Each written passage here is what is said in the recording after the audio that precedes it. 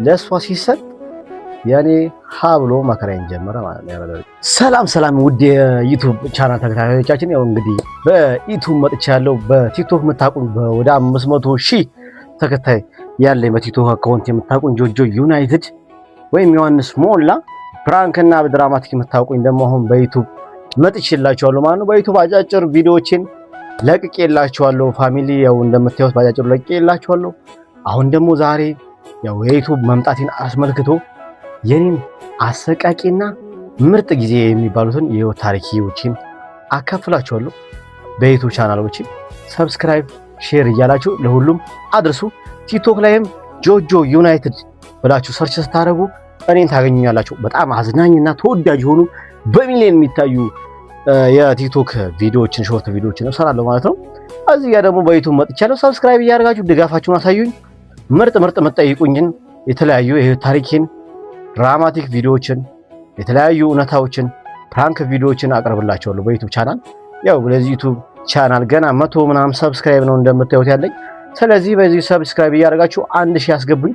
ምርጥ ከቲክቶክ የተሻሉ ምርጥ ቪዲዮዎችን ይዤላችሁ እመጣለሁ። ሰብስክራይብ እያደረጋችሁ ቪዲዮዬን 1000 ያስገቡኝ። ዛሬ የመጀመሪያው የህይወት ታሪኬን ሀብዬ አስጀምራችኋለሁ።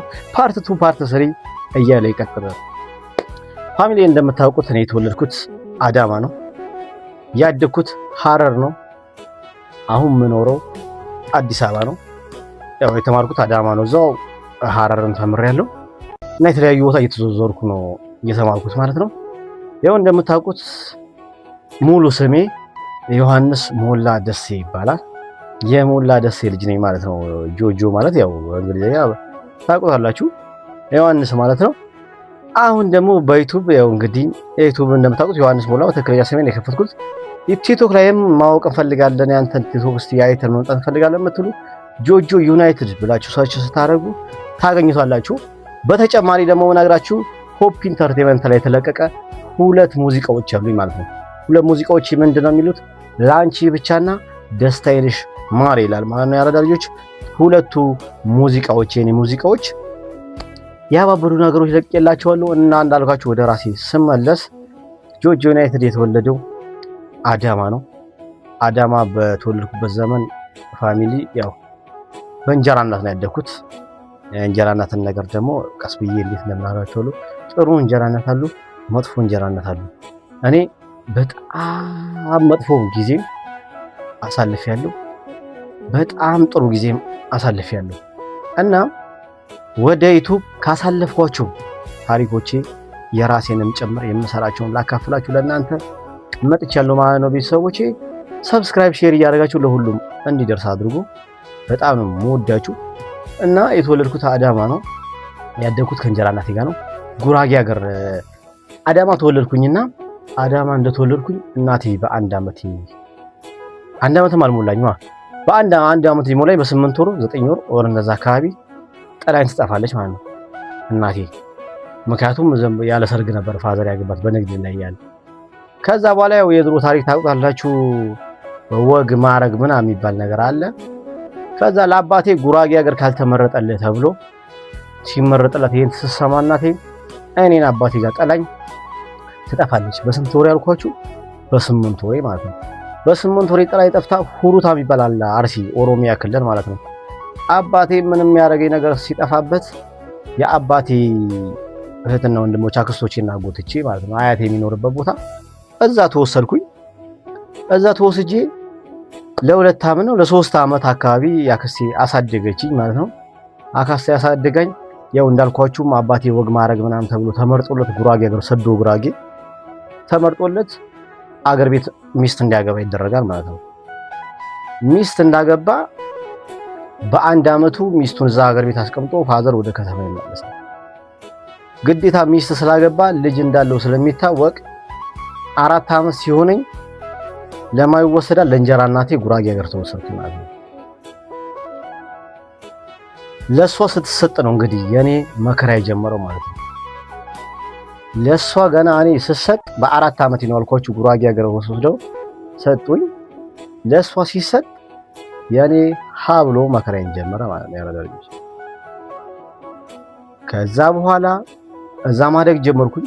ትንሽ ጊዜ ከዛ ዜሮ ክፍል ምናምን የዛኔ ዜሮ ክፍል የልኬጂ ምናምን የለምና በእኛ ጊዜ ከዛም ዜሮ ክፍል ተብሎ ገባን። ዜሮ ክፍል አንደኛ ክፍል ሁለተኛ ክፍል እዛ ተማርኩ። እያደኩኝ መጣሁኝ። ስቃይ ሶስተኛ ክፍል ሲደርስ ጀመረ ማለት ነው። ሶስተኛ ክፍል ሲደርስ ማለት እድሜ 9 እና 7 8 አካባቢ ደረሰ። የእንጀራ እናቴ ጠግረራ የዛኔ ነው የጀመረው። የእንጀራ እናቴ ጠግረራ የዛኔ ጀመረላችሁ። እንግዲህ በ9 ዓመት ምናምን ሲሆን ከፍታ እግር መባል ጀመረ ማለት ነው። ከፍታ እግር እያተሆን በልጅነቴ ማላቀው ገጠር ውስጥ እየሄድኩኝ ከፍታ አግዳለሁ። ከፍቶቹ ካልጠገቡ ያው ታውቁታላችሁ የገጠር ነገር ምን አባ ስታረግ ነው ያልኩት። ትጠገራለህ ብላ ነው ዱላ ብላ ነው ትበላለህ ይሄን ዱላ ማለት ነው። ከዛ ወጥቼ ከፍቶች አስገብቼ ሄደና ሳራ አይደና አባራለሁ። በዚህ አጋጣሚ ግን ያን ነገርኳችሁ። በመሃል 5 ዓመቴ ሲሆን እህቴ ተወልዳ ነበረ የኔ ታናሽ። እሷ አለች ገና የኔ እኔ 5 ዓመት ሲሆነኝ እሷ 2 ዓመቷ ነው። ብቻ የ3 ዓመት ታላቅ ሆነኝ ነው። ከዛ በቃ እሷ ምንም የምትሰራው ነገር የለም የሷ ልጅ ስለሆነች ሳር ማይዶኔ ነኝ፣ ጋራ እየወጣው እንጨት ማመጣው ነኝ። እየተሰቃጨው 5 6ኛ ክፍል ምናምን ስንደርስ ፋዘር ቤት ይሰራና አዳማ ተመልሶ አዳማ እንድንገባ ይደረጋል ማለት ነው።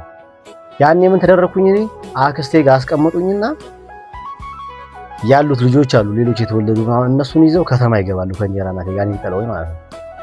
እሱ እዚህ ሳር እያጨደ መኖር ያለበት አለች አክስቴ ማለት ነው። አክስቴ ጋር ደግሞ ጭራሽ ያቺኛው አክስቴ ከእንጀራ እናቴ ባሰች ትጠገራለች።